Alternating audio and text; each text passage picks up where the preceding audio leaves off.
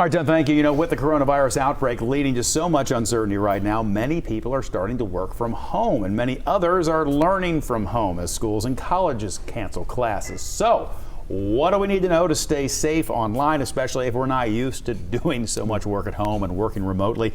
You know, and this is a movement that has really increased over time, just gradually as more people are finding it easier and more beneficial to their jobs to work at home. Now, a lot of people are going to be forced into these situations for a while. How should we best prepare? So, if your company provides you some sort of technology stack, to your point, Bob, a lot more people do work from home now. The technology's better, internet's faster.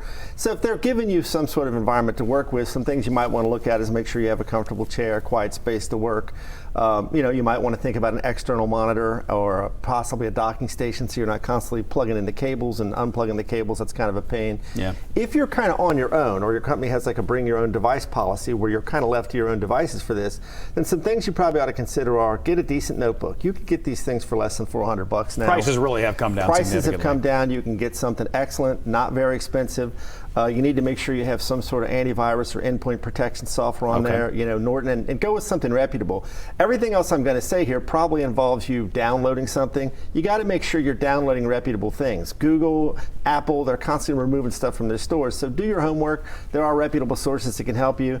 You might want to upgrade your Wi-Fi router. You're going to want to make sure that you have the highest security set on that, because now you're dealing with your company's information, not just your own. You might want to upgrade your internet connection. You know, at about 100 megs per second, that's going to be sufficient for most people. That's not too expensive. Things like backup. Here's another thing. If you're going to have company data, how are you going to keep it secure? You might want to turn on BitLocker if it's a Windows PC. A lot of companies have already started to move to cloud-based platforms like Office 365. Office 365. So you're not even saving it. It's on something physically in your home. You may not be saving it on your device, or if you are, you can use something like OneDrive to back it up into a secure environment. And I wanted to throw out several large tech companies, Microsoft and Cisco included, now have offers as a result of this coronavirus thing, where they're basically making some of their better technology free for people who are going to be forced to work from home. In particular, Microsoft Teams, which is part of their Office 365 suite. We use it at Entrust, great product. A lot of clients use it. I love the thing.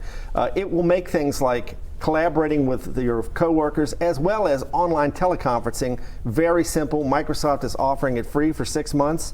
So right off the bat, there's something you can do if you find you're going to have to work from home. Look into Teams. It's free. It's powerful. It works really well. What would you say for students? Now, a lot of times at schools anymore, like my kids have Chromebooks that school has provided to the students.